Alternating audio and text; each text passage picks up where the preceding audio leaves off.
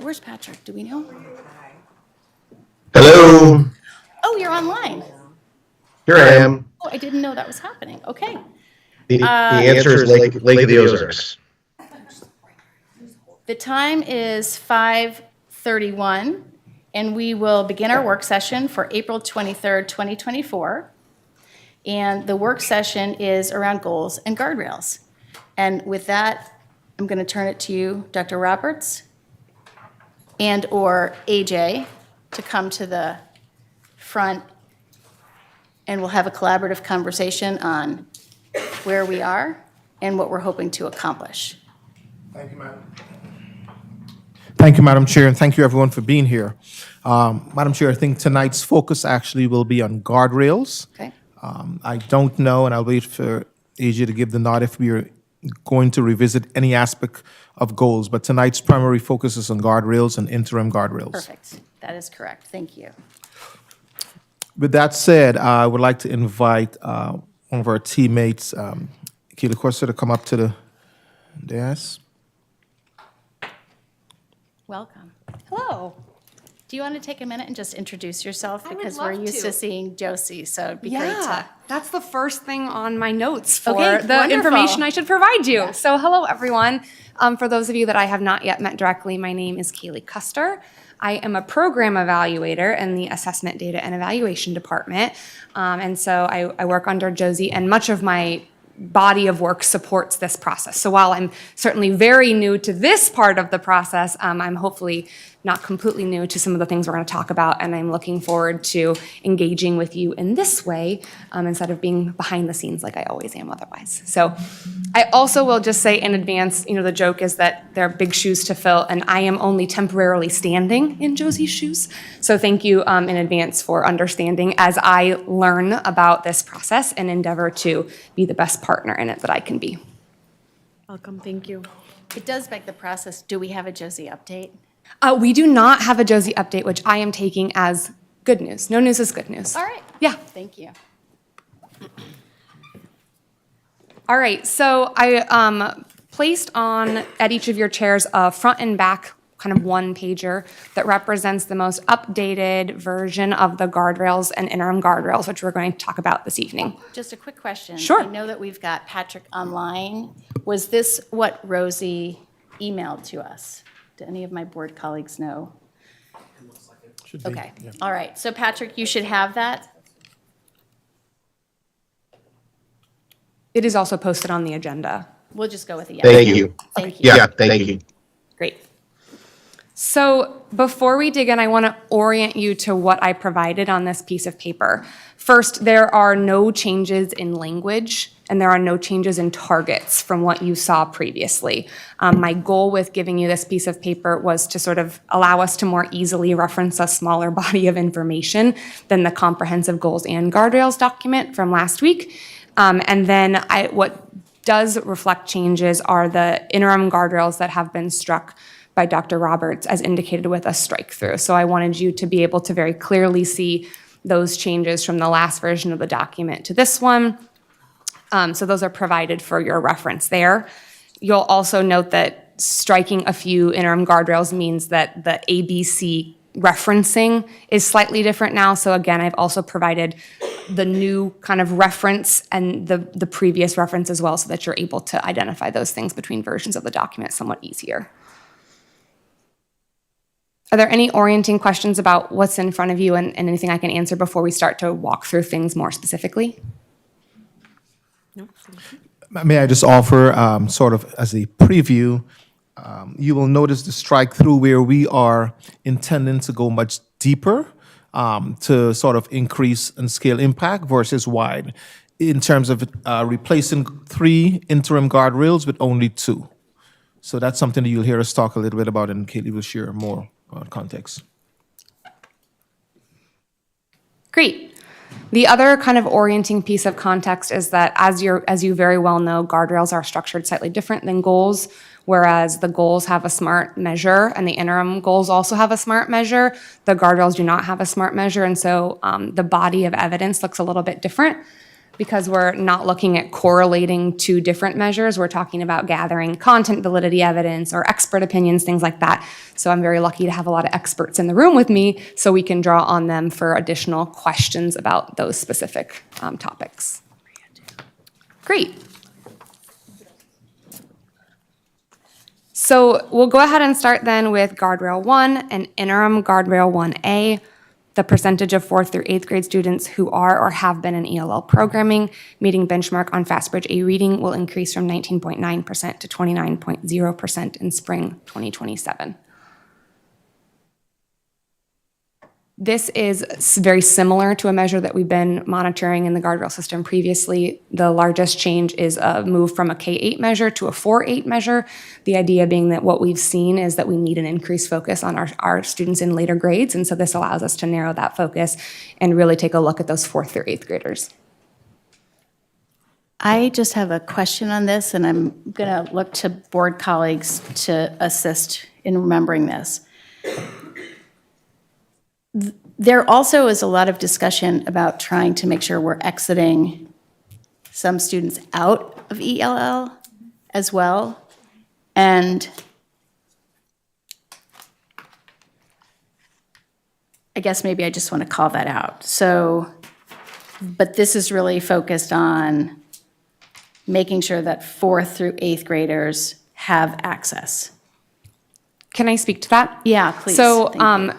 that is a big topic for folks in our district who are working to support English language learners as well. The limitation to reporting on something like that is that we only take ELPA 21 once a year, and the SOFG guidance requires us to be able to update an interim guardrail multiple times a year. So that is, we reviewed ELPA 21, which is the assessment to exit students out of ELL services, as a possible interim guardrail, and it doesn't meet that particular threshold for SOFG guidance.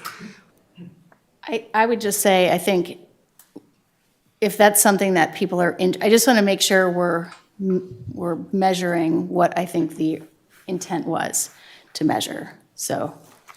Yeah, and may I just offer, certainly, Madam Chair, I hear the call out, and it's appreciated. But ultimately, if we are moving sort of towards achieving or accomplishing either of these interim guardrails where ELL program students are meeting benchmark, then ultimately, I think it sets them up to eventually be exited from just strictly ELL programming and to become more inclusive or included in the regular education setting. And is that when they meet the benchmark, is that when they're exited from ELL? Or what, like, what's the indicator? No, that- there are additional indicators included in ELPA, Yes. which is the primary one. Okay. So that was going Yes. to be my question is, can you help me understand why you chose the FastBridge versus the ELPA?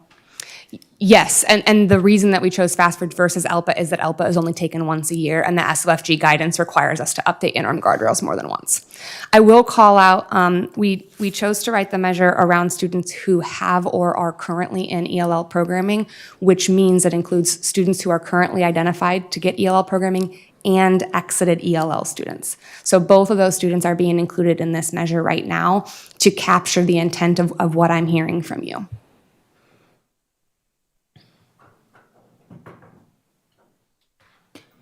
So how would we know, are we going to only know once a year the number of students that are able to exit ELL? But those are reflected, those are included here as well? Thank you for the question, let me clarify. So the assessment that is used to exit students from ELL services is ELPA 21. It's administered only one time a year. So right. students can exit from services only once a year. This measure is reported 3 times a year. FastBridge A reading is taken in the fall, in the winter, and in the spring. The students who are included in the numerator of this measure are students who are currently receiving ELL services and students who have been exited from ELL services. But that exiting process with ELPA 21 is an annual process because of how frequently that assessment is administered. And that's not something within our control. That's something outside of our control, unfortunately.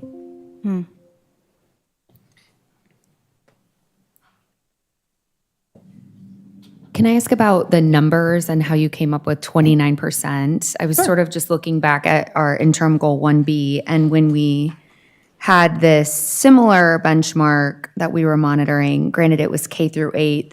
We had a goal of 50% by June of 2026. So 29% of being our goal seems significantly less. I was just wondering if you could shed some light on that. Yeah, absolutely. So that's a result of that narrowing of focus. When we had that K-8 goal, what we really found was the K-8 goal was sort of maybe masking some early success and then challenges with students later on. So we made the decision to focus where we know we need to allocate our resources, which are where we see students struggling in later grades 4 through 8, which means that the benchmark is lower, which means the goal is lower because we need to focus our efforts there. Sure.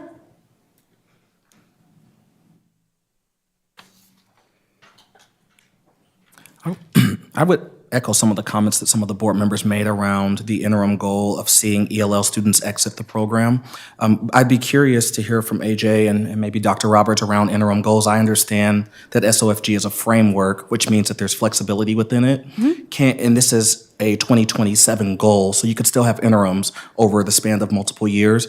Is it possible, or is it within the framework essentially, to have interim goals that are measured on an annual basis? I defer to AJ's expertise here. So if what you want is to be able to know within the year whether or not your strategies are making a difference and whether or not you need to pivot, it's not useful to have one data point. That's why. Is that? Yes, I'm asking not to measure it within the year, but to measure it within the entire scope and the duration. No, you can do that. What I'm saying is, if the intention, which is the design of this whole process, is to be able to look during the school year to figure out, are we making progress that we expect throughout this school year, and do we need to make pivots throughout this school year? If you want, said differently, if you want to be able to pivot, the frequency of measure gives rise to the frequency of pivoting.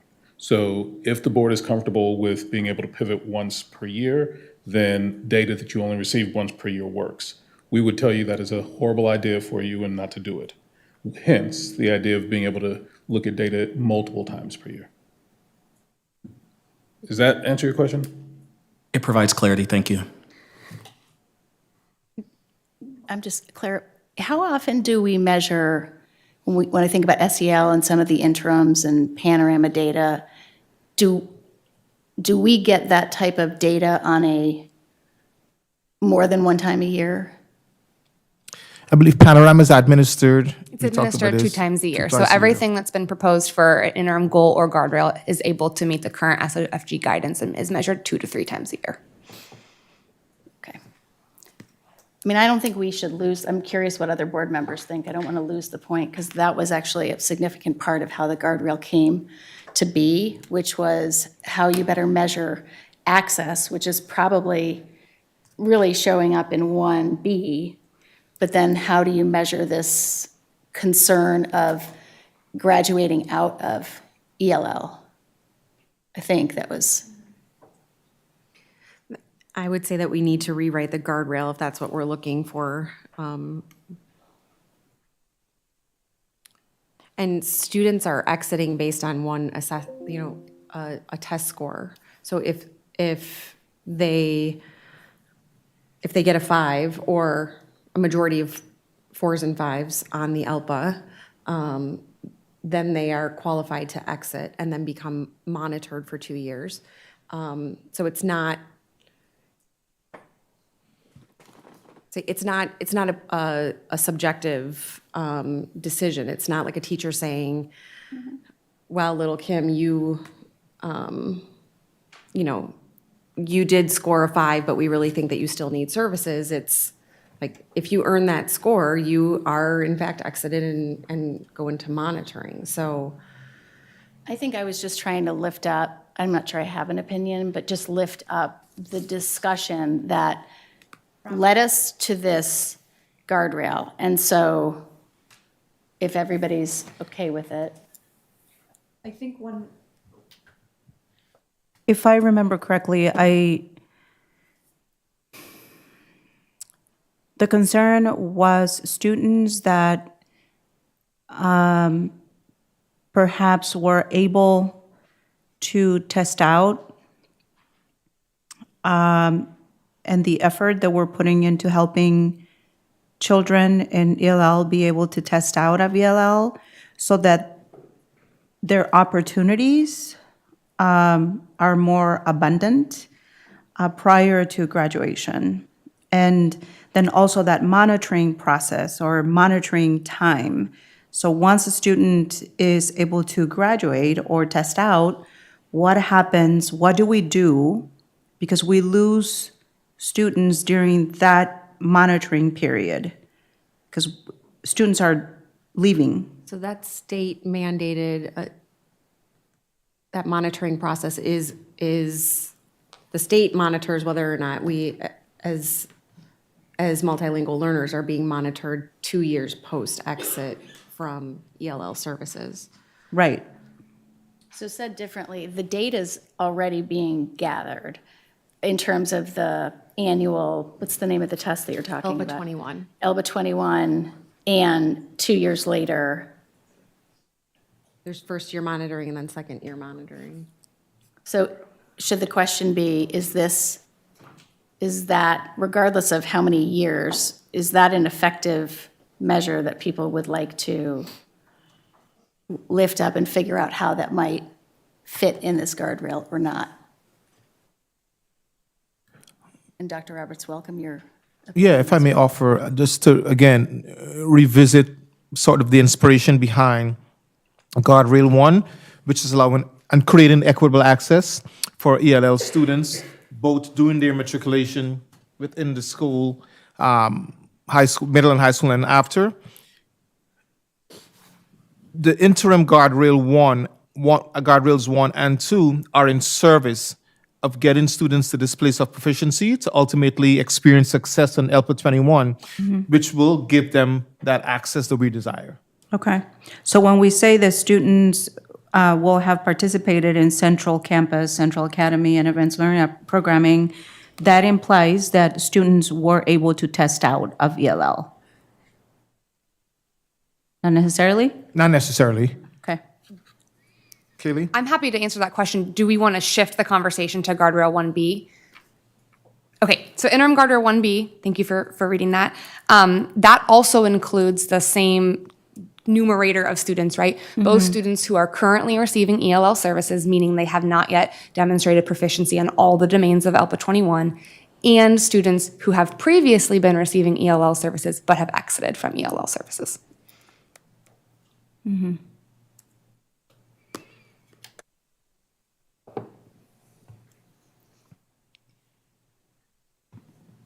Additional thoughts, wonderings in Guardrail 1? So what you're wrestling with, the purpose of this conversation, board, is to wrestle with is the intention that we have behind the guardrail we selected. Are these proposed interim guardrails, are they a reasonable interpretation of that? Does it seem reasonable that the thing we're trying to know would be revealed to us in some way through the interims? And so if you feel like the answer to that is yes, then you say, all right, this guardrail number 1 is good, let's move on to guardrail number 2. If you're not clear about that, this is a great time to keep doing exactly what you're doing and asking some technical questions to get an insight, okay, do these dots connect the way that we thought they did?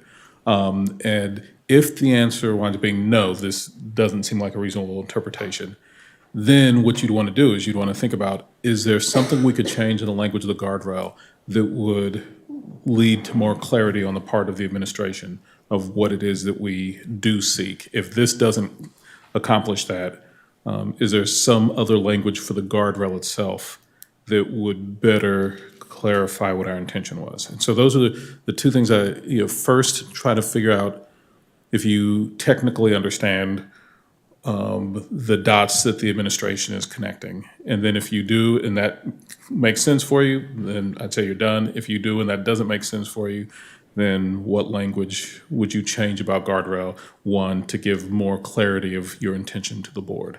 And so I'm just kind of checking in. I can't tell from you all's responses. So my first curiosity is, the administration is making the argument that interim guardrail 1 and interim 1A and 1B will give them regular insight into, are we providing access for our ELL students? The question is, do you capture their do you get their rationale? And if their rationale doesn't make sense, now would be the time to ask questions. So is there anybody who's still trying to understand their rationale for this? And if the rationale makes sense, if you understand what they're saying, then the second question is, does that seem reasonable to you? Does that seem like a reasonable interpretation of the guardrail? And so if the answer to both of those is we're good, then I'd say move on to the next guardrail. But if either of those you're unclear on, this would be the time to dig into it. I just have a technical question regarding in guardrail 1B, interim guardrail 1B, advanced learning programming. What does that constitute? So that constitutes an identification through the advanced learning program. Okay, so it is truly students who are identified as gifted. So we're not, is it attending any course at Central Campus, being enrolled in any course at Central Academy, or being identified as ALP? Correct. So if you meet any one of those, you're included in the numerator of this measure. Okay. And I think underneath of your question is for many students that those categories overlap. Okay. It is my understanding that there are many courses at Central Campus that, I don't know that enrollment or rostering in Central Campus, and again, I don't know, as a board, what is it that we're looking for? Are we looking for people or individuals, students to be identified as advanced learners? Do we need to be considering, things like AP courses specifically? The coursework that's at Central Campus, I don't know that that necessarily aligns with ALP. I think that this does speak to access to Central Campus, as I know that not everyone attends Central Campus. And these are low percentages as existing, but those are my wonderings right now. But I do believe that guardrail 1A and 1B do speak to the guardrail as we have it. Interim guardrails 1A and 1B do speak to the guardrail as we have it written currently. I just don't remember there being specific ALP concerns. I do I think we heard a lot when we were out, at least I felt like I heard a lot when I was out listening, that people didn't even know about campus or academy, both. So I don't know if they do warrant a split. I do agree with you. They're not monitoring the same. They are monitoring access to extras, but they are two different lenses through which to look through. So I appreciate you lifting that up. I feel like when we were listening in general, though, we heard about access to both. Yeah, I think it's interesting. If I remember, one of the problems with access is that there might be a language barrier to take a class on electrical wiring at Central Campus. Part of the issue elevated was access could mean that they might be better off taking it in a second language, that type of technical training. And programs like that weren't necessarily offered at Central. But I think other comments, I think Kim had a really good question for the group, which is, what are we really trying to monitor? Yeah.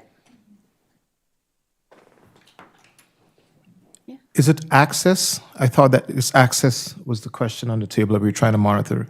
So what I'm hearing is, are these two interim guardrails, based on the work that we've done in terms of looking at a model and creating a model, believing that this will get us to the place of increasing and improving access? Are there additional concerns around maybe the language changes or something different?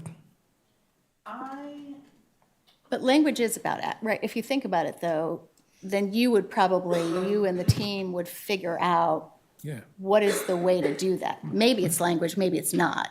I think that was just an example of. And that's a good example, absolutely, yeah. I feel, just reading through it, I think with this, we're on point, just in my opinion, for myself. Yeah, I would agree. I do believe that guardrail 1B, I think is very well written and does reflect exactly what the guardrail is. 1A, I still am going back and forth with. I think to Kim's point, I did have a question around access and equity. Is the access and equity solely to academic opportunities, or are there other wraparound pieces that aren't included within the guardrail, the interim guardrail measures? Yeah, excellent question. No, the access transcends just the academic pursuits. We were thinking about programs, and while these interim guardrails do not necessarily highlight access to programs that will include extracurricular or the arts, right? Athletics, those are not measured here. But ultimately, I would posit that if we move steadily towards improving language proficiency, getting students prepared to pass, to be exited as a result of their success in ELPA, then it increases their chances of becoming more assimilated into every aspect of Des Moines Public Schools, right? Whether that's the academic pursuits or extracurricular activities. Thank you. Seems as though there's general consensus on 1A and 1B. Would people agree with that?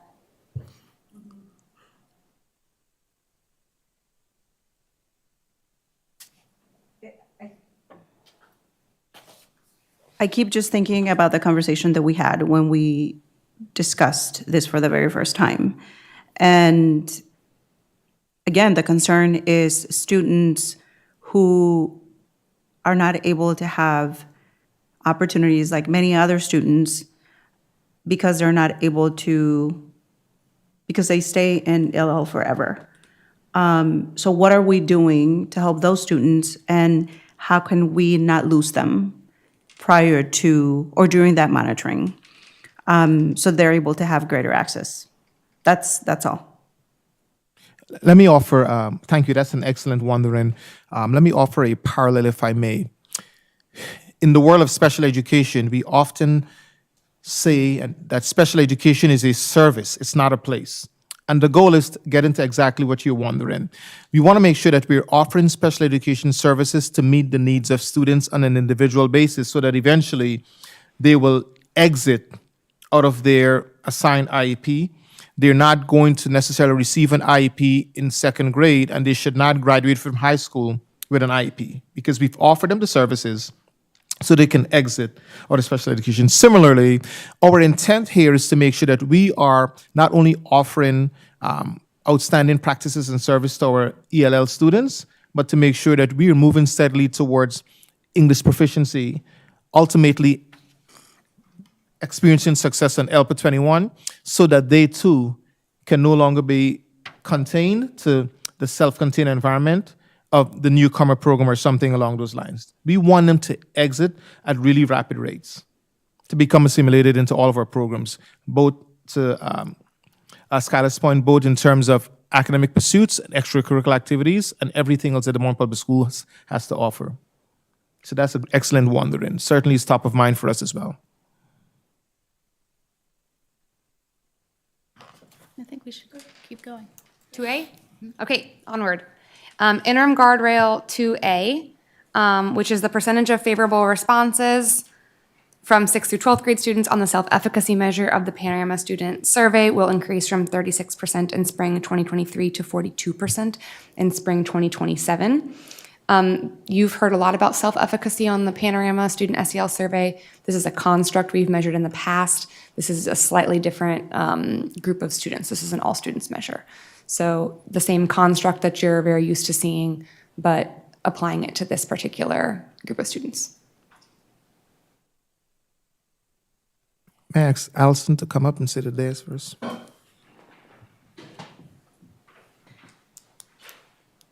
One of the questions that I had was the choice of grade. If you could speak to that, it seems as though the goal with SEL is to try and get to them as young as possible. And I'm curious how you decided on the 6th through 12th age range. So what we have found is that students in elementary school have higher scores for self-efficacy and for other SEL factors. And so the scores were lower at the high school level, which is why we chose to target that group. maybe just a follow-up, if you were to narrow it even more, just say middle school, which has been a topic of conversation, what are the pros and cons of doing something like that? To narrow it down. So I can tell you some trends that we see. We see when students go into sixth grade, the scores dip and then start to gradually go up. And then when students go into ninth grade, they dip back down again and then slowly go back up. But they never reach the point that they were in elementary school, which is a nationwide trend. It's not just Des Moines Public Schools, it's everywhere. So I think you could measure just at the middle school level. I think there's opportunity across the whole system, but yeah. Great. Thank you. Board members have other questions on 2A? Do we know what we maybe shouldn't compare, but is there a state average, or what are? We don't get state normative data out of Panorama SEL, but one of the big benefits is that we do get national norms. And so for on the measure of interim guardrail 2A in the most recent, in spring of 2023, we were below the 10th percentile nationally. So it's an area of focus. Is that public data, or is that just data you have? It is public. You can access it. Yeah. The national data? Yeah. You can access that, yep.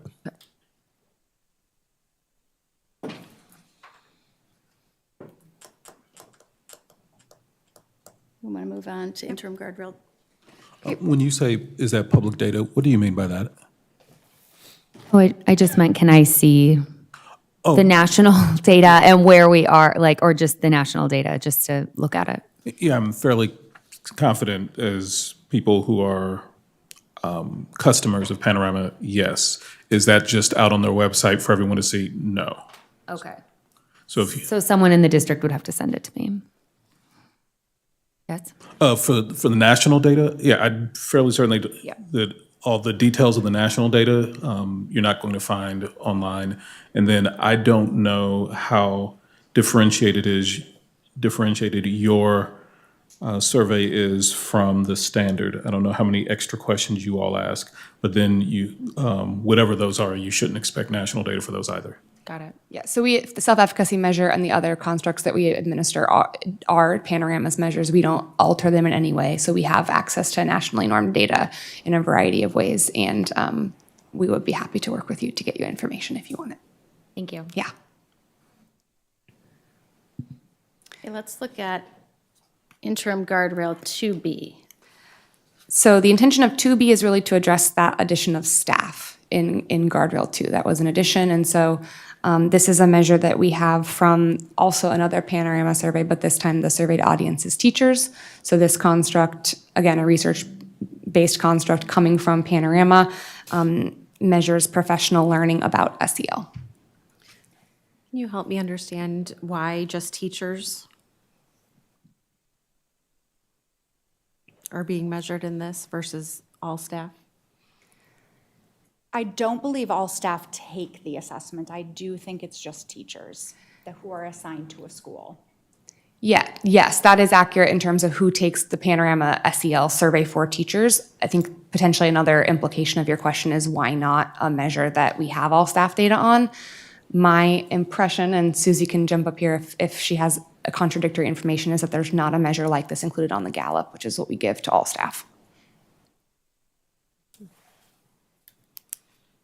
So I would just ask my board colleagues if we want to adjust the language of our guardrail, because we would not be monitoring staff, we would be monitoring teachers.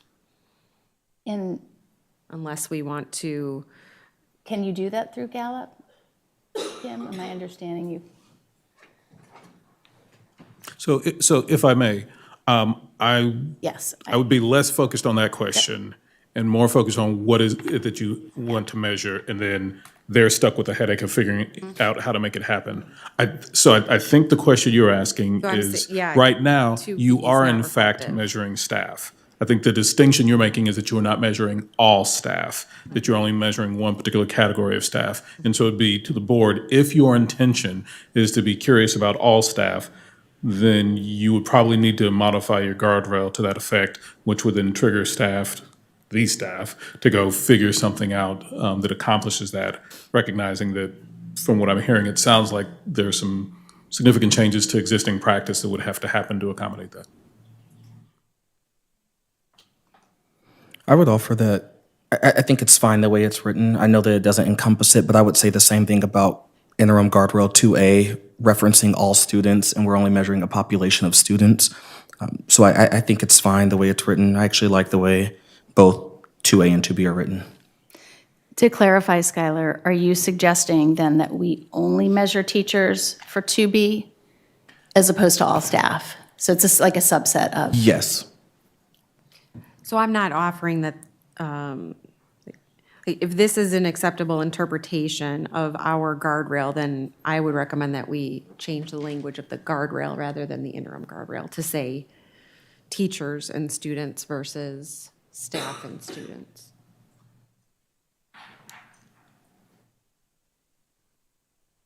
But I think Skylar's point was that teachers are a subset of staff, just like 6th through 12th grades are a subset of all students. So it's kind of the same in both ways.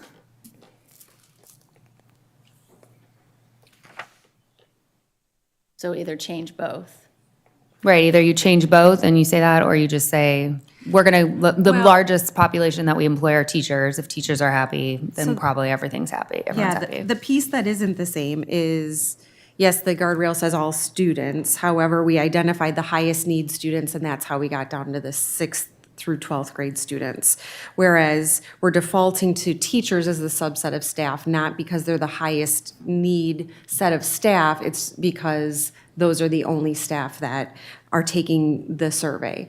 So that would be my only indication of difference. If we're going to focus on the highest need population as our kind of overarching theme, which I think that it is, then I don't want to default to the population that takes the survey. I want to default to the population that's highest needs. And we don't even have the data on the other individuals as a population. So if what we were hearing from our community is that our staff are not feeling, and I'm going to paraphrase, but our staff are not feeling like they are thriving in their environment, I don't. Do we have access to the response rate for staff versus teachers? You mean in the Gallup? Yeah.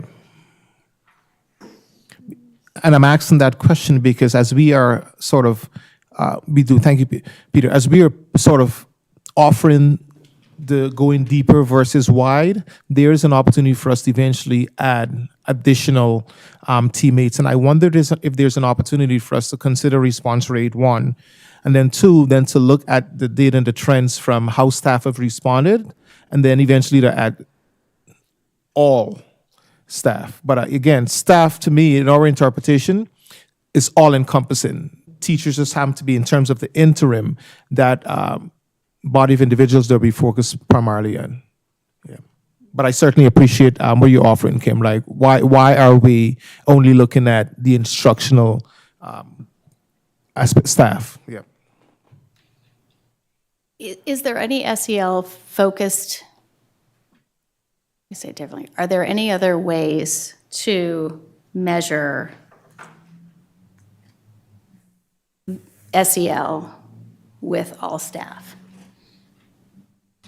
So really, like, does the Gallup measure that? Are there other things that are? Not currently in place. Susie's raising her hand. Susie, can you step up to the mic? Use the podium mic if you may. Sure. So we could customize questions on Gallup to mirror what is being asked on the Panorama survey. The only difference is, and we could look at it by employee group, the only difference is we wouldn't be able to compare it, I don't believe, nationally. We would just be able to look at our growth each year based on the survey. That's helpful, Jackie. Well, I was just going to, Susie, to Kim's point, it's a hard question to ask, where is the highest need, right, for all staff? But if you were asked that question, where is the highest need, what would you say? Oh, you mean for the, For SEL, amongst all staff, where is the highest need? But may I ask, as you consider, is it the highest need in terms of the 5 competencies of SEL? Is that? Well, if they are to have favorable responses and say that the professional learning they received is, what is the professional learning doing? Is it teaching them how to do? See, yeah, I mean, I think we need a little bit more. Yeah. So certainly we in team. So when I think about the question, and it's an excellent question, where's the highest need? As we think about SEL, the lens through which we probably should consider looking are the 5 competencies of social-emotional learning, right? From self-regulation, self-awareness, social awareness, relationship building, good decision-making. Where is the highest need? That's my thinking board. Is there someplace else that we're trying to gauge where is the highest need? So is the point of the professional learning for staff to then better be able to support students? I would say it's both. I would say it is that they're building their own competencies so that they are well, because we know when teachers are well, students are well. So it's that piece, and it's also the piece that they can then model that for students, and they can explicitly teach for students. So it's both pieces. Thank you. If I may build on that for 30 seconds. And so what we're seeing with some of the more credible SEL programs, we find there, I believe is the one we're going to adopt, is in addition to social-emotional learning, there's SEL, there's also an SELA component, social-emotional learning for adults. Essentially, at the risk of an oversimplification, it's the idea of putting on your mask first before attempting to support someone else. So we want our teachers to be in this place where they are thriving on each of the 5 social-emotional learning competencies so that they too, in turn, can make sure that students are having a really positive experience. Board colleagues, any other thoughts on this? I just have one question around the percentage of teachers as it relates to all staff. So what is the percentage of? probably about 50%. Okay. That makes You know, and me when you lean a think little more towards about- Kim. Yeah, when we think about attendance and someone being there consistently every day for students who has, you know, research tells us that teachers are the #1 influence for student achievement. And so I think when you're looking at an employee group that makes the largest impact on students, not that there aren't others, which we do continue to focus on, I think that's your highest leverage and influence on student achievement, student behavior, student SEL, which makes sense to me.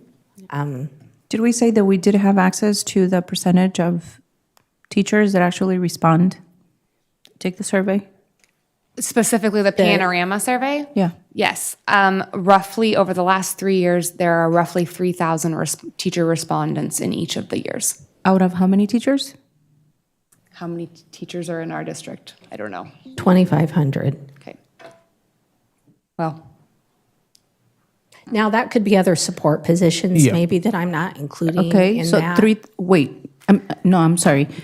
So 3,000 teachers respond, but we have 2,500? which would indicate that there are people besides teachers who are taking the survey.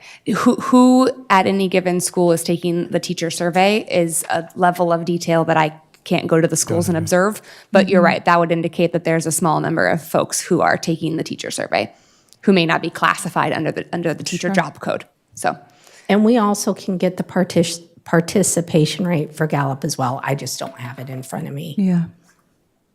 I would be supportive of modifying the language and being inclusive of all staff. So when you say modifying the language, when it says. Teachers to staff. Says, right now it says the needs of staff, and so you would say modify it to the needs of all staff? The guardrail The itself. guardrail. Yeah, the guardrail. Removing teachers, because we believe that that staff in general should be able to have access.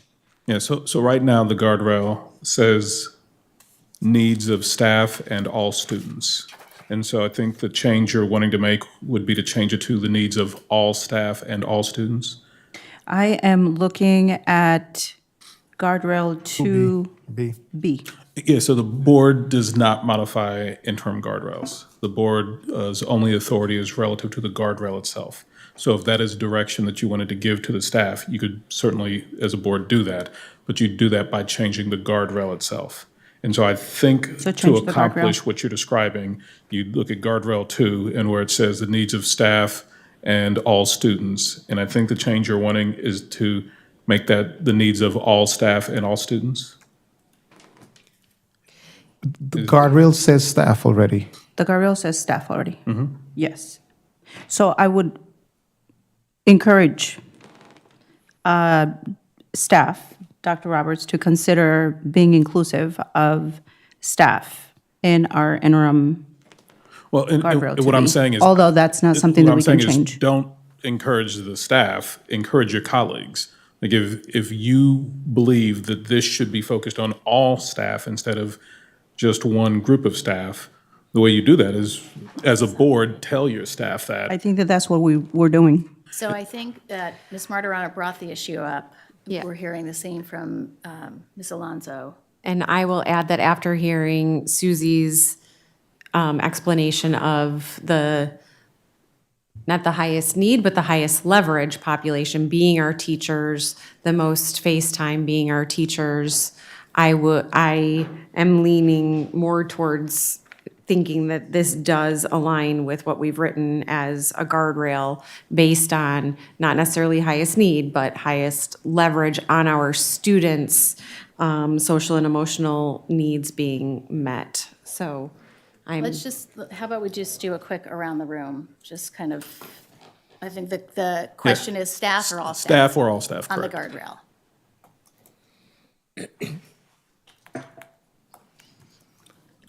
I shouldn't put the new board member on this. I'm fine with the way it is. I'm fine with how it is written. Kim? yes, Fine. thank you for that explanation. Yeah, you bet. Leave it. I'm fine with it. Is Patrick still out there? Patrick? Leave it, I'm good. All right. Thank you for entertaining that conversation. Yeah. So we'll move to guardrail 3. Susie, come back to the podium. From a technical standpoint, interim guardrail 3A and 3B are very similar to the current scheme. We've made one very tiny additional restriction to ensure that folks who are included in this measure are assigned to a school location. So teaching and learning staff, sometimes that can be sort of a big, broad categorization. So we've made sure that it's folks who are actively in front of students teaching and learning every day. Other than that, they're continuations. I want to ensure you that they are continuations that are either better, as good or better than the previous metrics. So lots of good work here that we're building on and continuing to leverage. Yeah, and originally we were looking just at teachers, and we added building administrators that we didn't have last year. So a question on headcount, because I think about this as one FTE, which I know you taught me that one FTE in the way I think about it is not the way you think about it. One FTE could actually be equal to 2.2 FTE. Can you, I'm trying to quantify this. I don't, whether I say how many people, like what is 7.7% in any context? Like the number of people, is that? It's the percent of people. So we don't go by FTE or weighting or anything Okay. like that. So we're looking at the number of teachers that we have and the number of administrators that we have. And so that number would increase by 8% by 2025. That base number. Yes.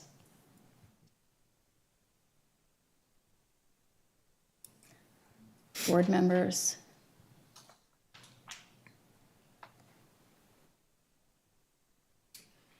I'm okay with this.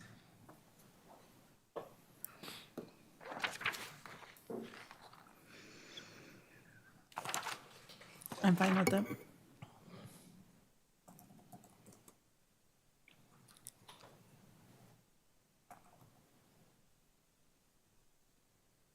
Jenna? Yes, I think they're challenging. I just want to call out they're challenging numbers to look at. And if there's one guardrail that I hope that we're considering pushing more on, this would be the one for me. That this is hard to count 0.4 growth in a year as a win when it is such an important guardrail. How do you grow by 0.4? I think I just need context. Like, yeah, what is that? Can you give a number to that? So you're looking at the spring 2023 data in comparison to the 2024? Or even 2024 to 2025. So out of the total, how many individuals are we talking about? How many human beings? So I'm saying this, and I know it's not like completely accurate, but I would say around, 25 to 30. Would you say that's accurate? By the end of the guard, by the very, very end? No, 1 year, Every year. Year over year. per year. So what would be the jump? Let's just say from this year to next year, it's about 0.4%. How many human beings would that be? Oh, for the 0.4%? Yeah. So if you're saying that's what you're going to grow, what does that actually look like in terms of human beings? Yeah, the number would be far less than that, probably. I would say, I was looking at the 7.7 to the 8.1. So, I'm sorry, I was looking at, but I see what you're saying because it's still the 4%. 0.4%. The 0.4%. I think we as a board need to be careful because we want to retain our existing staff. And so we need to account for retention in this number. It would require us to have staff turnover in order for these numbers to make drastic change. So just my observation at this point. It's a great point, Kim. So what is, Susie, what is our staff turnover among teachers, retirement and leaving every year? So that's our opportunity number, or, and if we were going to grow positions, that's your opportunity number right there. And then what percentage of that do we expect? That's, to me, there's your. And I'm going to push back on that as well, because with cuts and attrition, I mean, we're not filling a lot of positions due to budgetary cuts, correct? Yes. So does that mean that we need to lower this number? No, I think that these percentages are appropriate based on our current state. Yeah, and I'm just And I asking wouldn't for lower it. context. I don't even know what we're talking about. Is this 5 people? Is it, I think I'm just trying to understand the number that would correlate with 0.4%. And you. By doing that math right, it's 10 people, 2,500 teachers. Is that 10 people? I would love That'd be to a get miracle you a if more I did that detailed right. response great. in writing by Friday. I mean, I have a Tableau report open. I could spitball something, but I would love to just make sure I get you accurate numbers and I can give them to you by Friday. Yeah, and I think to Kim's point and others, I think there's reality and then there's aspiration. And so I think just trying to understand a number, or even from last year to this year, a number as opposed to percent. Sure. It might give more context. Sure. Yep. Great. Can I just ask one clarifying question? So teaching and learning is only teachers and building administration, not like paras or, no, okay, just making sure. Yep. Yep.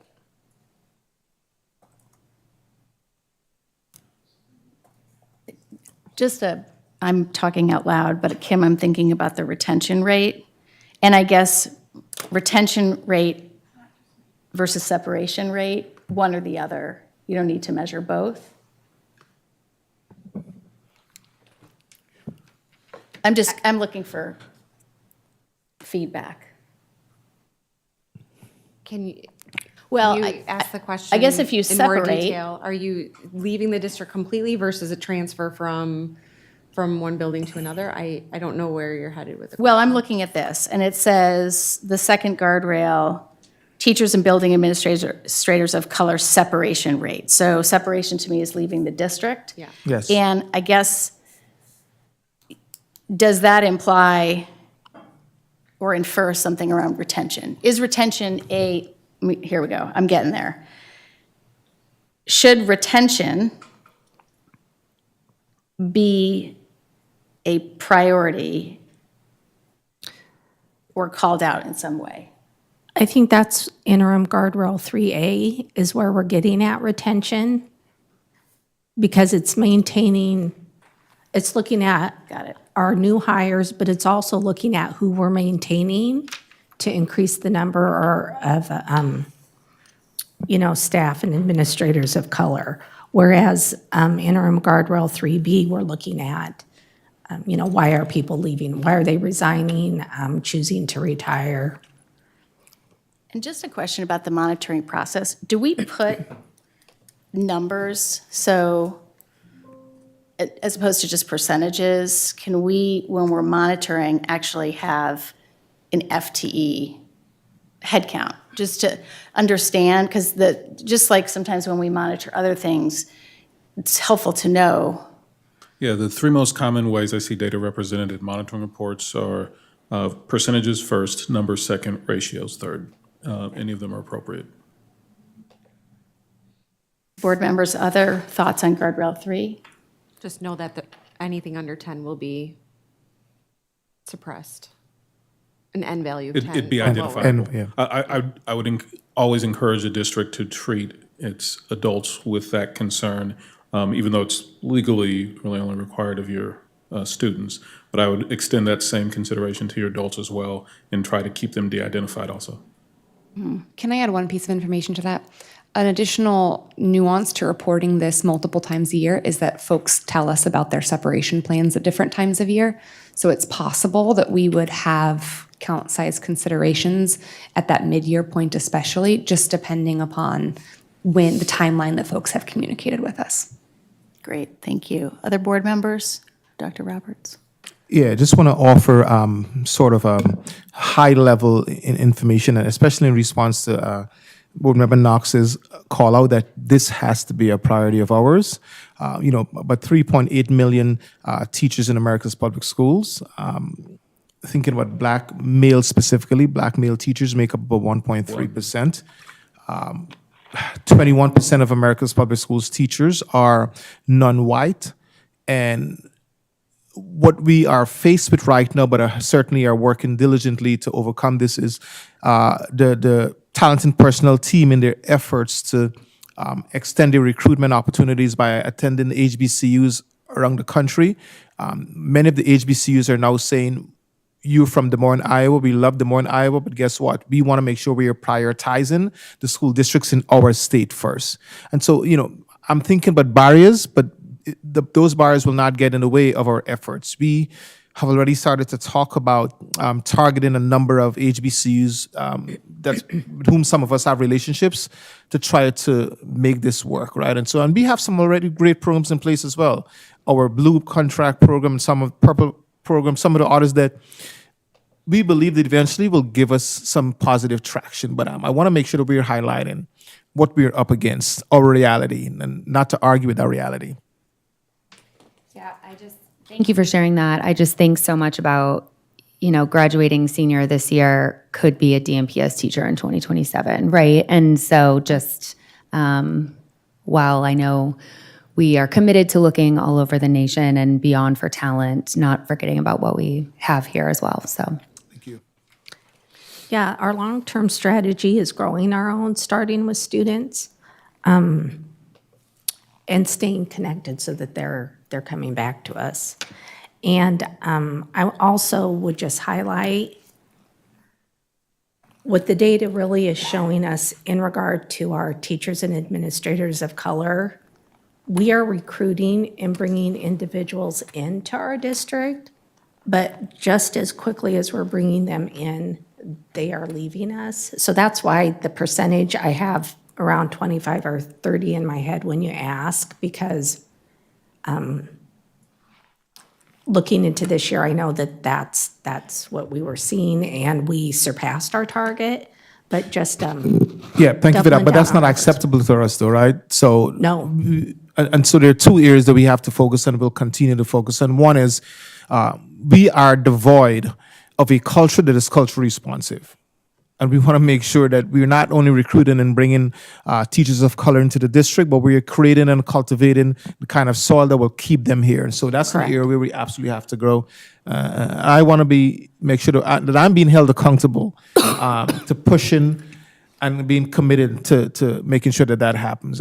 Certainly, we cannot control for every reason why teachers of color may separate themselves from the district, but we have to be relentless about creating the spaces to retain them. So having them leave is not acceptable to us. So Correct. noted. Kaylee, if when you are creating the, or assisting with creating the monitoring calendar, I think we just need to take that timeline of notification of separation into account when we're monitoring these particular interims. Yeah, And if we're consistent annually, we'll be able to kind of compare apples to apples. that's a great note. Any other comments on guardrail 3? I do have a question about this. I've been pondering this. So where the 0.4% increases, I'm going back, where is that coming from? I'm hearing that there's different strategies to recruit more diverse and people of color.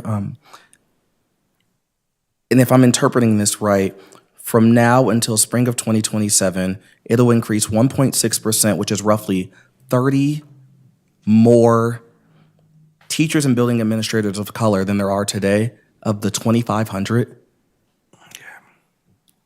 Correct. But of course, I know that's the goal that's written, but obviously, we're not happy with that, and we know far more progress needs to be made in this area, which is why we've devoted a team of individuals to be super focused on our recruitment and retention efforts, which we didn't have in the past. Well, thank you. What I would say I'm excited about, so looking at previous history, it looks like it increased by 0.3 to 0.6% without these additional strategies. That's why I'm curious why it's still only increasing by those minimal amounts with new strategies in place. Our trend is going up, even though, we want to see far better progress than that. What we had seen previously is it was just stagnant, and there wasn't any progress being made. So based on some of the strategies and things we've been putting in place, we're seeing movement, and we're seeing an upward trend in progress, even though, we would like to see it far exceed that. Mr. Mayberry, may I also offer, and we are offering this as a sort of point or moment of vulnerability because we have to own some of our practices. One of the practices, and this is certainly coming as a result of conversations that I've had with a number of members of our team, we have essentially screened out Black and brown potential candidates during the initial phases of our recruitment and hiring practices. And, I have to tell you, while, one may want to give questionable validity to my place of gathering this information, but I've been approached so many times at the Hy-Vee or in the park, and individuals who were highly qualified, who would share with me their experiences. But having spoken with members of the talent and personal leadership team, they have made adjustments and pivoted this year around those practices. And we are already seeing the fruits of that. And so ultimately, I know optimism is not a strategy, but I'm optimistic that we're going to start to move the needle on this. And if we're not, I certainly want to be held accountable. As a person of color leading the school system, it would behoove me to maintain a relentless and ferocious focus on creating and cultivating an environment that attracts persons of color to teach, lead, and serve in the school system. Just one other item for us to think about, because I know that there's a strong desire, probably on everybody's part, to grow the number, for us to think about resources allocated to it, because that's going to be a really important point. Are all the resources allocated to it? And with more resources, can you accomplish more? And so when we have our regrouping in May, June, Dr. Roberts, maybe that's a way to bring the conversation back up again. If I may, did you get an answer to your question? Yes. Okay. Yes, thank you. Okay, board members, I'm going to suggest we go to guardrail 4. Madam Chair. Yes. So one issue that I would raise, obviously, whether or not these are reasonable interpretations is a decision only the board can make. But I do want to surface a concern about the one labeled 3B that describes separation rate decrease.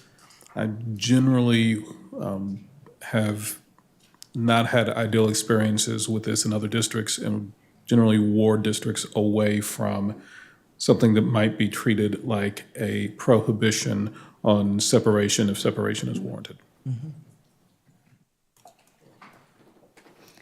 Are there, I mean, I would be curious, the superintendent's thoughts on this. I also feel like you just spoke about our system evolving to be a more safe place for our teaching and learning staff of color. Do you think we're fully there where people are as protected as they should be? Do you feel like, I have concerns with the separation rate going away at this point in time.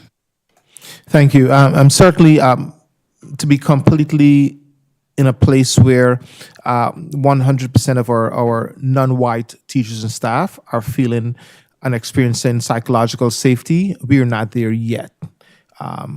Given the conversations that I've had with members of the talent and personnel team, I feel relatively confident that we're moving really diligently towards not only creating an environment where we are recruiting teachers and staff of color, but where they can thrive. Right, we want them to experience, to have positive experiences where they're thriving. So we're no, Mrs. Knox, no, we're not there yet, but we will get there. We have work to do. We will get there. Yeah. Jen, I'm just thinking about the comment you made about separation rate and what it's designed to tell us. I'm curious if there's other ways that help us understand reasons for leaving around culture, or I think about our exit interview as an example, because I thought we had a formal process in place. I don't know if they're coded, if it's objective data, but if somebody's leaving if it's culture, I don't know. I'm just asking if there's other ways, if AJ is elevating concerns about that as a metric. I hear that. I just also think, we recruited 6.7% in spring of 22 and lost 16.7%. I mean, what are we trying to measure? If we're trying to measure overall our staff demographics not diverging from the diverse demographics of our student population, then it's about numbers, and we have to know that we have the numbers. I think that's up to the staff to figure out why people are leaving and to ask those questions of themselves. But if our overall goal is that our ratios align, then that's what we need to be looking at, in my opinion. Yeah, so I know that we have certainly improved our practice. It's a little bit more robust than it has been before around exit interviews, right? Both exit interviews coupled with stay conversations. I believe that those are happening. And we offer face-to-face interviews as well.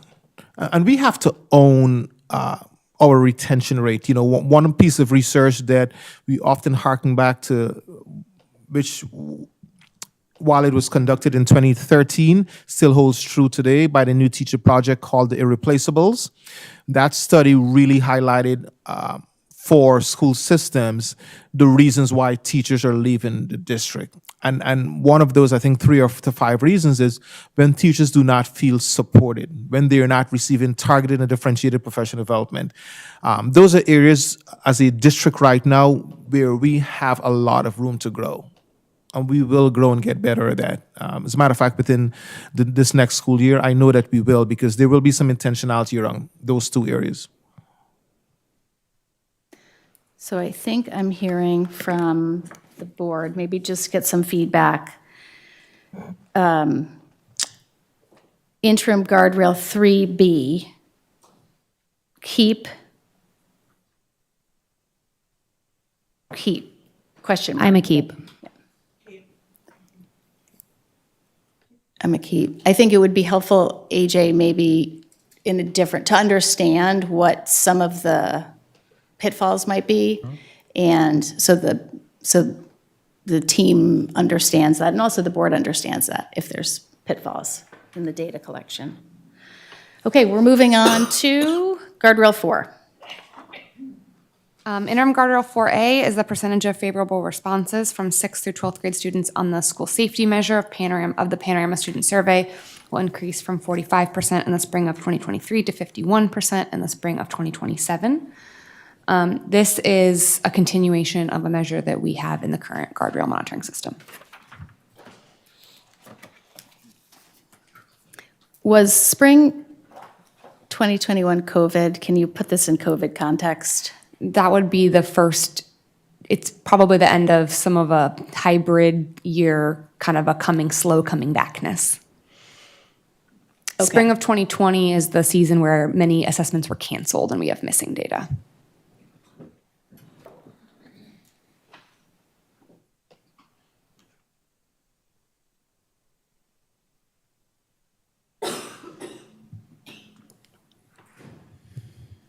What exactly is the school safety measure? So it's a construct that's been built and validated by Panorama SEL. I can read you the items if that would be helpful. There are 6 of them. How often are people disrespectful to others at your school? How often do students get into physical fights at your school?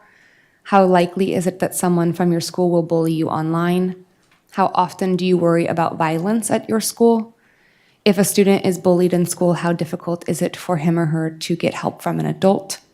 At your school, how unfairly do the adults treat the students? Board members, any questions on 4A?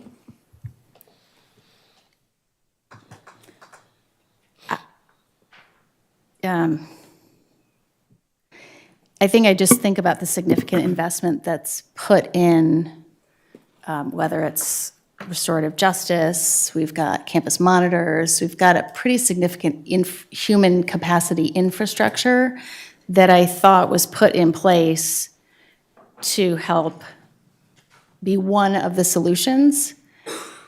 And so to jump only 2% is, I think, I'm disappointing. with but- Jackie.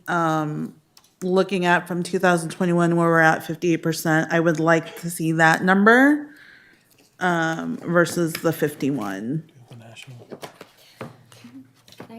Can I just call, I'm totally changing the subject, but thinking about those questions too, like we specifically put in there in the classroom. And I mean, being bullied online, I guess maybe you can make a connection, but is that, again, back to the intent of the guardrail, which I think was In the classroom. around in the classroom and We also changed it from just safety to psychologically and physically safe. So we are looking at different things now. That investment, I don't think aligns with the way that we've written this now. May I ask a point of clarification? The investment certainly looked at hardening of our physical spaces, right? So I think that investment, I know that Matt and Dave can speak to this. We have certainly moved towards a level of sophistication around our security processes and hardening of our security protocols and so forth. But I think what the board has been asking here, which I think is timely, is psychological safety and auto safety for students, particularly in the classroom. And when I think of the classroom in terms of how the language is written here, I'm thinking also in the school as a whole. I think it was in the classroom. Okay. I mean, at least. When initially, I think we were looking a lot at safety, or because we were going through that cybersecurity attack. And so there was definitely an investment made in our building infrastructure, but there was that AI technology that was put into place. There was, a lot of it was geared towards, I would have to pull up my PowerPoint, I'm sorry, in the budget, but I'm recalling a lot around the technology piece and the cybersecurity attack, and technology specifically. Are you thinking about the AI overlay to existing cameras? That was a part of it. Yeah, is the question about the investments, or is the question about the construct of the questions that are being asked by Panorama? Because as you'll see, the questions don't actually bring attention to physical infrastructure safety investments. It's more around how am I experiencing my day and my interactions with my peers and adults within the physical plant structure. I think the guardrail as written was psychological and physical, like my physical safety in a classroom, psychological, my mental health in the classroom. Is that, I'm just looking for. Yeah, I think that's what Patrick and I kind of brought that up with the teachers and the staff of their safety physically being harmed by students, being spat at and being called names and stuff. I think that's where we came up with that part.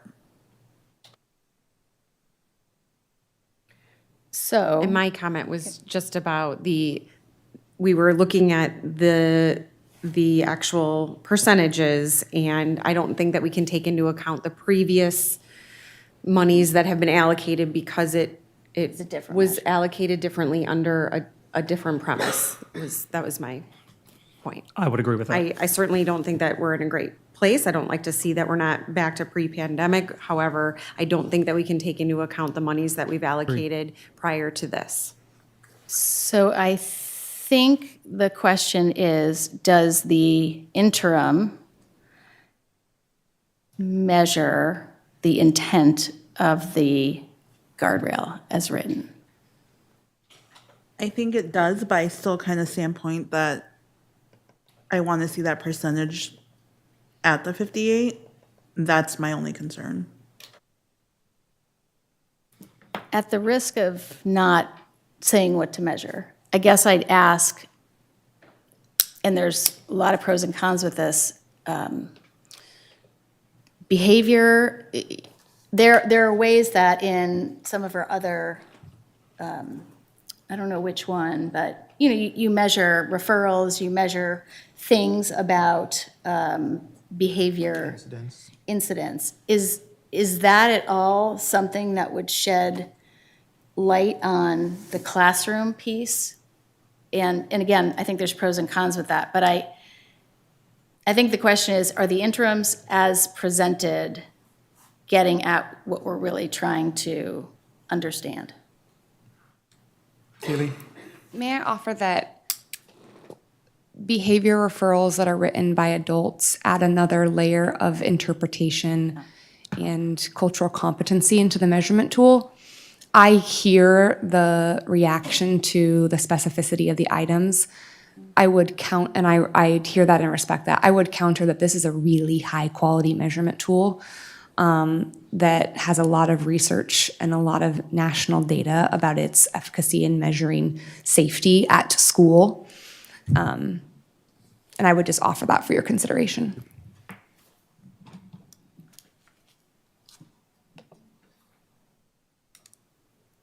So I hear the board wrestling with two different questions. One question is, does this guardrail capture what we intend? And certainly if you feel like it doesn't, this is a great opportunity to offer a change in language to something that does capture.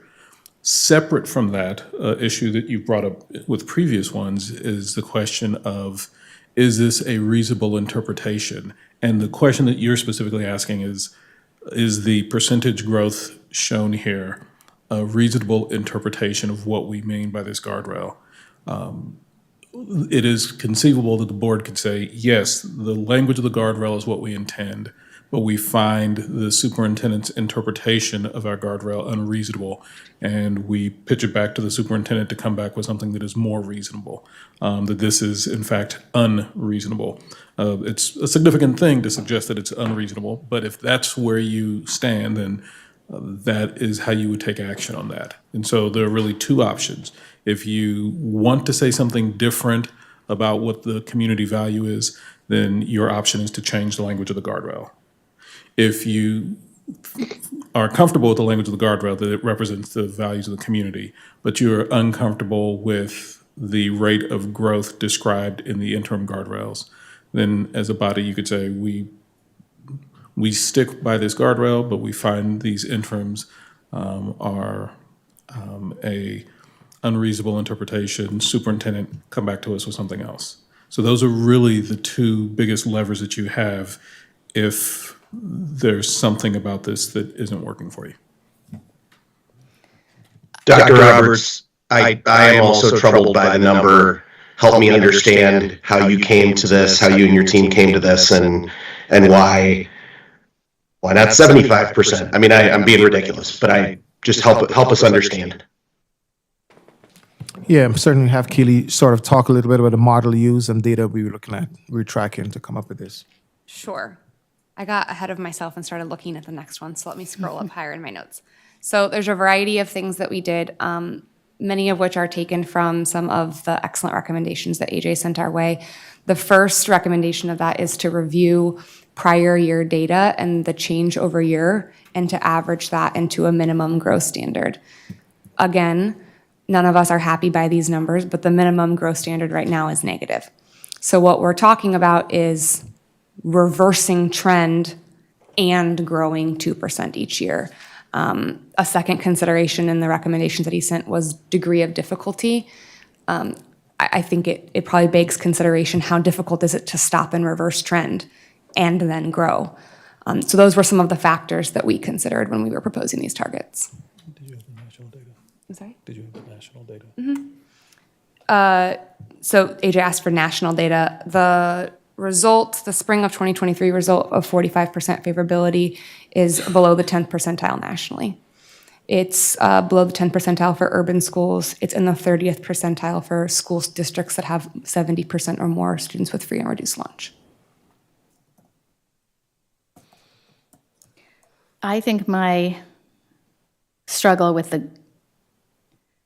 I don't feel that the interim is measuring the essence of what was discussed was conditions for learning in the classroom. That was the essence of where we started. And as written, I think it evolved to talk about an environment in the classroom for both students and staff that is psychologically and physically unsafe and unwelcome. And so when we're at a point like this, I think the struggle is, first of all, is there consensus that that is critical? And then there's understanding just how difficult it is and weighing the cost benefits of how difficult it is to do something like that.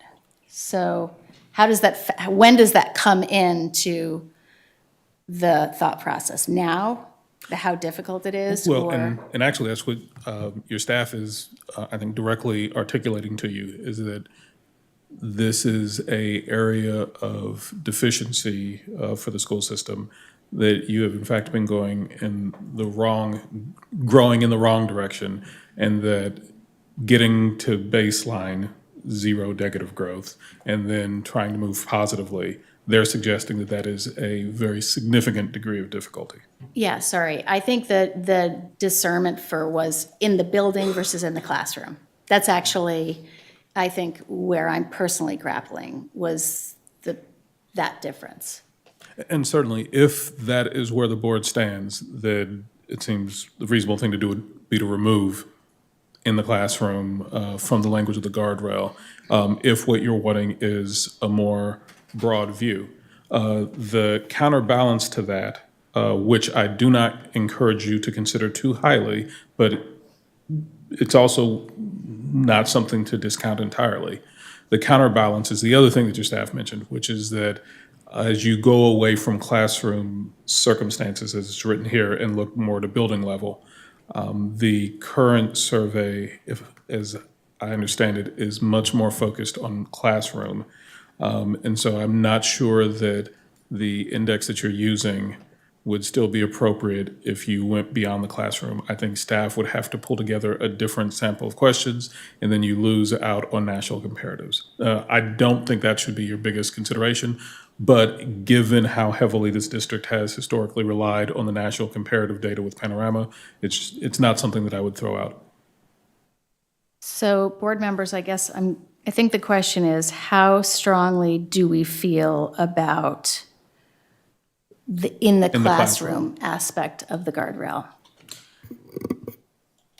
If I remember correctly, I think we added that in the classroom, kind of in the middle of this guardrail, due to the concerns that we had with the staff in the classroom and how they were And students. and students and how they were treated. So how the guardrail is written, I'm fine with that. I don't want to remove it in the classroom. I think the interim guardrail does measure it. I'm actually, this is probably the best written one, I think, so far.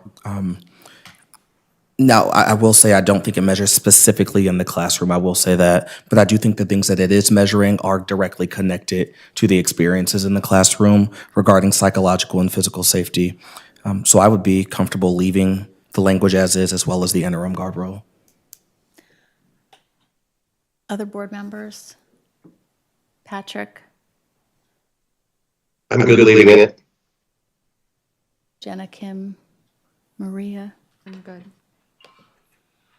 Good. Yep, leave it. Leave it.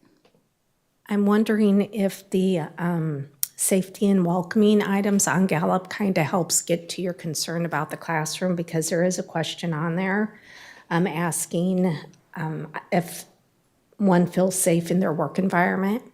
It also asks about the organization caring a great deal about my personal safety, and my supervisor seriously considers suggestions for improving safety. So I'm wondering if you're getting one set of data in the first two, and I'm wondering if the Gallup helps get more specifically to the classroom. Thank you, Susie. Yeah, Thank you. For the staff, it does. yes.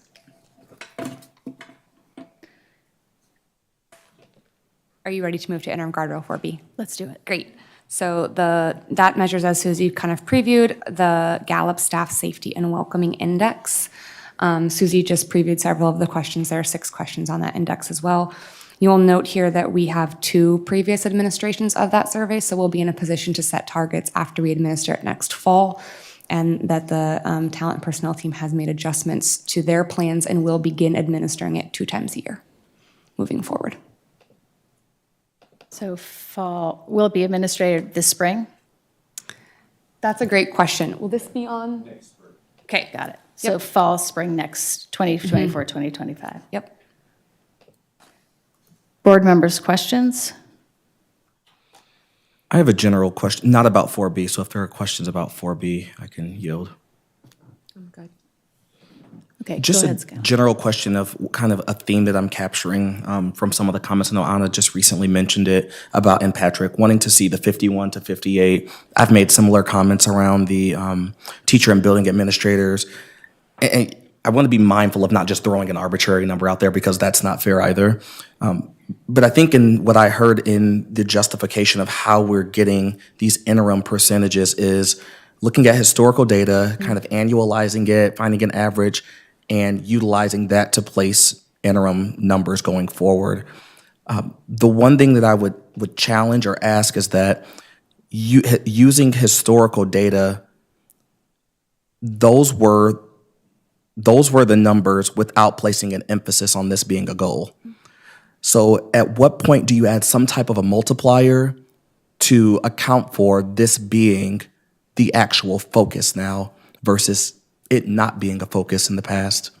Thank you for that question, Dr. Mayberry Mays, because it gives me an opportunity to tell you that I use those minimum standards of change to calculate the multipliers. So in no places are we simply maintaining either the three, depending upon how much data we have, either the 3 or 5 year rates of change.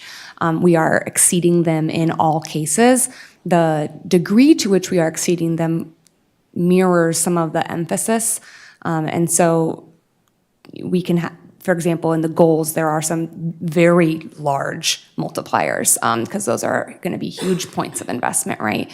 But calculating, looking at historic data is being used in all cases as a minimum floor of change and is never being used as the only thing we are considering when we're setting future targets. So, Thank you so the much. comment that you just made about the minimum multiplier, you talked about a significant investment in the goals.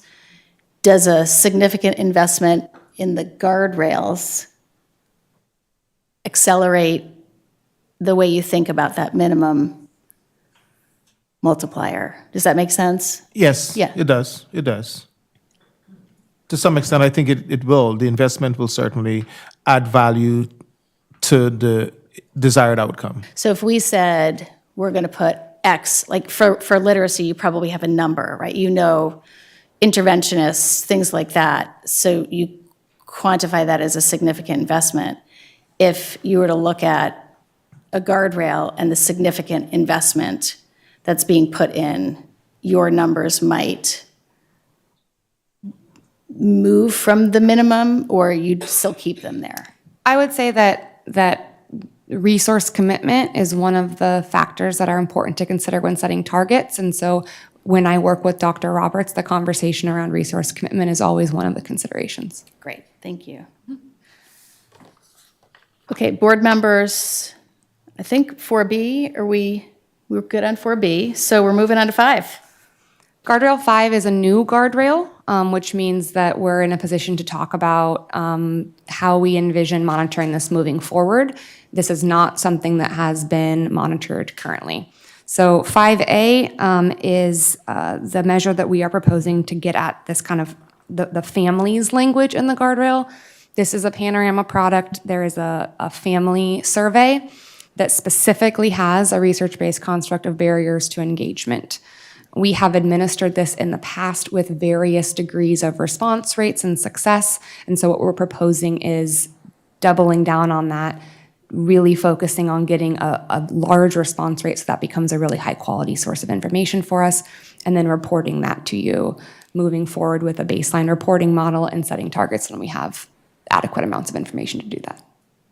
So the audience is family or guardian, parent or guardian? Yes. Yep. Board members?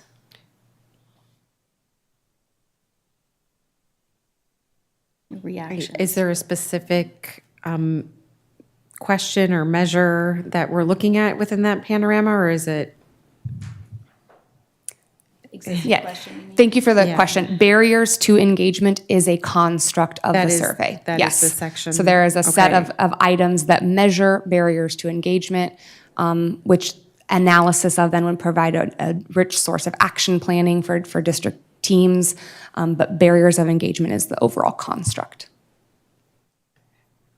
So I would request that this kind of be written in the same SMART language, just using a 0% or an X% as the baseline.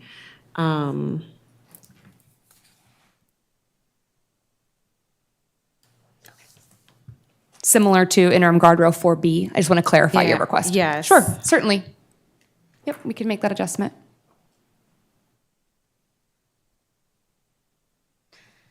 Are we prepared to move on? Go ahead, Skylar. Sorry. Who's the audience of this? So it's family or parent and guardians. Is that also incorporating the viable community partners, or how are they being evaluated? We're going to talk about with interim guardrail. Oh, is that B? Mhm. Okay. There are a lot of parties included in Guardrail 5, so coming at how to conceptualize that is something that we've wrestled with. Everybody good to move to B? Okay. Great, so Dr. Roberts, sorry, I misinterpreted your No, go ahead. your No, body you're language, like fine. maybe you Thank were you. super excited to jump in on interim That's Guardrail exactly what it 5B is. specifically. Want to tee it up for you. Great, fantastic. So the challenge here is that we have rich groups of volunteers, community partners, grant organization, all sorts of folks that are in our schools doing great work constantly, and that work differs tremendously by school. And so there is data being collected, there is lots of activity in this area. Coming up with the best way to summarize that at the district level is a challenge. And so we've had a number of meetings with the climate and culture team who have gone back to their larger team to iterate some ideas. They're coming back to assessment data and evaluation in early May so that we have a proposal to give you. Just a question around intent. I think part of this was making sure it felt welcoming to community partners and community members. Could you focus on something that is more generic, like satisfaction, or I'm just thinking of a customer service metric or something that is, and again, this is not my world, but it sounds like really hard what you're trying to come up with. And so I'm just curious if there's other ways to get at what was elevated. So an environment that allows viable community partners, to be included, invited, and welcome into the district activities and endeavors.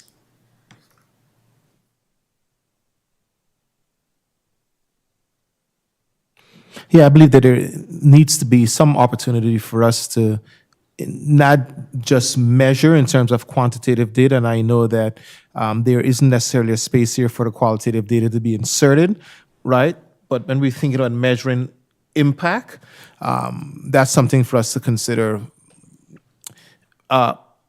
Maybe a survey, don't know what exists, right, in terms of some of the credible survey instruments that are out there, whether it's Panorama or Gallup, for us to assess community partners' experiences with the school system. So that's something for us to think about.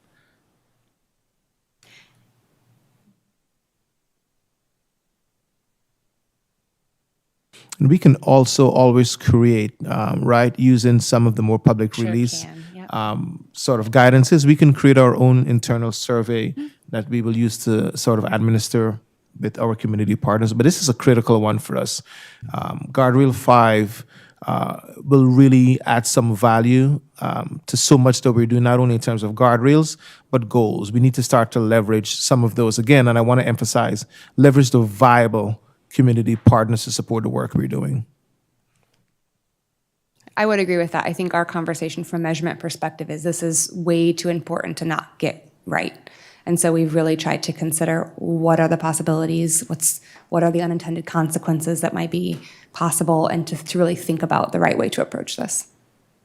And so is it sufficient to say that you're going to come back with an interim guardrail 5B that also potentially articulates how hard or easy this is? Like, I think we want it, but there was some discussion about just how hard is it? Sure.